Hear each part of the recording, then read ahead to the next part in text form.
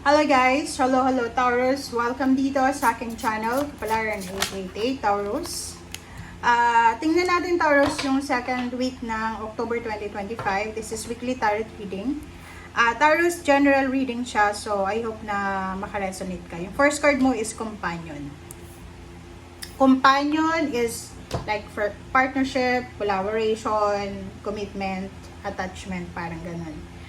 Dito sa baraha mo, sinasabi ng baraha sa'yo na makinig tayo sa sinasabi ng ating intuition. Your spirit guide is there para i-assist ka, para suportahan ka, para tulungan ka, or para bigyan ka ng clarity. Okay?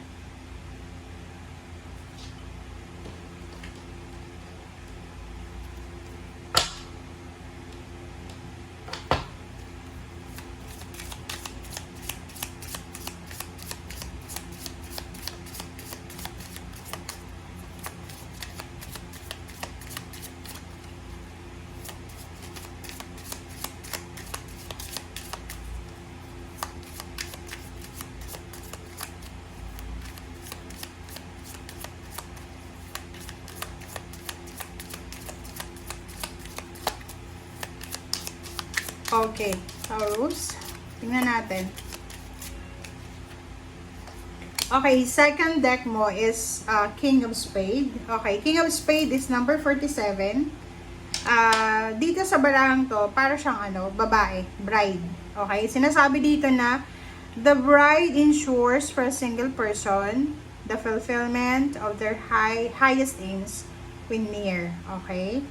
So, sinasabi ng baraha sa'yo dito, Taurus, na if you are married, babae ka man or lalaki, kasi companionship to mag-iingat tayo sa partnership and collaboration na meron tayo. Lalo na kung kasal ka sa West, sa pare, or kung saan pa man. Or kung ano man yan na piniramahan mong kontrata, papeles, mag-iingat ka. Okay, you need to be careful. Kasi pwede siyang maging parang medyo madilim, magiging blurry siya sa linggong ito. Pwedeng hindi kayo magkaunawaan, mag-away kayo, or pwedeng yung iba sa inyo na magbabalak magpakasal ay posibleng magkaroon ng second thought, parang ganon. Pwedeng magkaroon ng mga issues sa pera, magkaroon ng issues sa mga in-laws, parang ganon. So, mag-iingat tayo. Okay. Tingnan natin. This is for Taurus.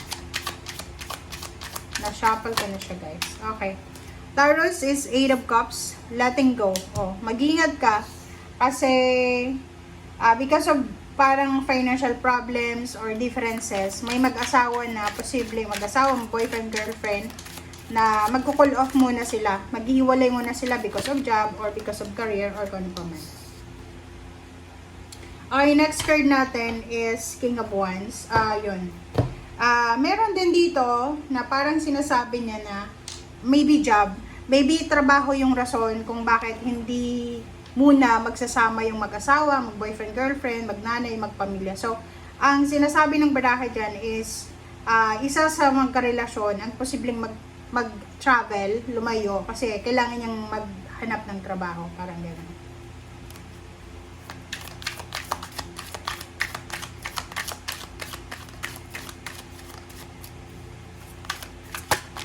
Alright. This is for Taurus. Travel talaga to.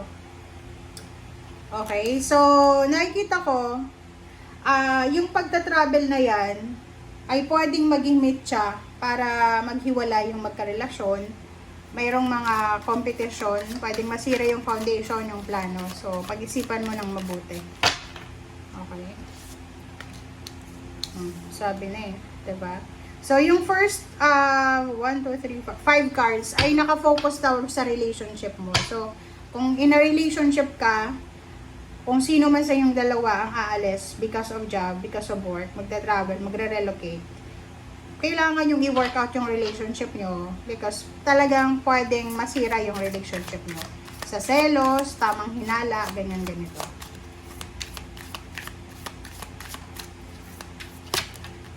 Alright.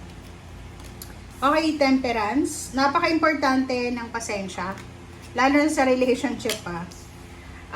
Nakikita ko sir dito, pwedeng excited ka sa kung ano man yan ang mga plano mo para sa linggong ito.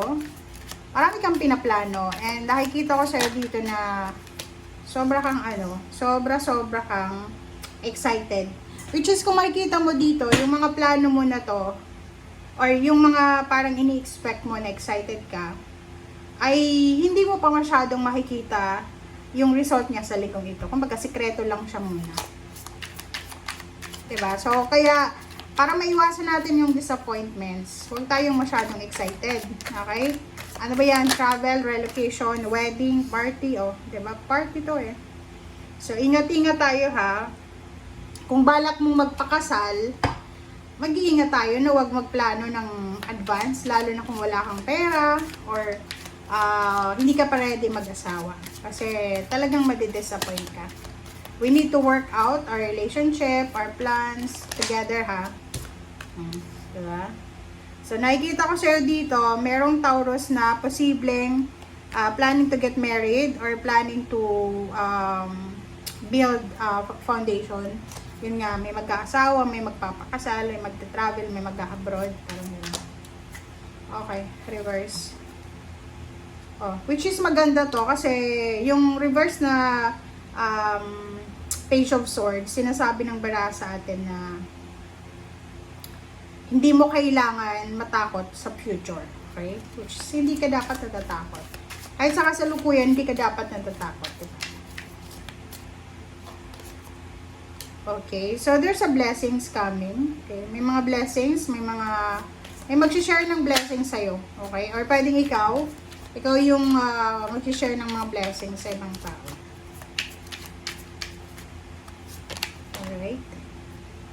Okay, so nakikita ko sa'yo isang water sign, Pisces, Scorpion, Cancer, ang posibleng makakatulong sa'yo sa kung ano man yan na kailangan mong gawin. There's a strong relationship, commitment with water sign, Pisces, Scorpion, Cancer. Sa pera. So, pwedeng isang water sign, Pisces, Scorpion, Cancer ang makatulong sa'yo, lalo na sa usaping salapi, usaping relationship, usaping commitment, parang ganun. Halimbawa yung mga plano sa kasal, plano sa pagta-travel, planong paglilipat bahay, water sign, Pisces, Scorpion, Cancer ang pwedeng makatulong. Alright? So, thank you guys for watching and see you again. Wait, nakalimutan ko. Ito palang companion na to, since meron ditong lovers and traveling. Sinasabi ng bara sa inyo dito na isa sa rason kung bakit medyo may mga differences yung magkarelasyon.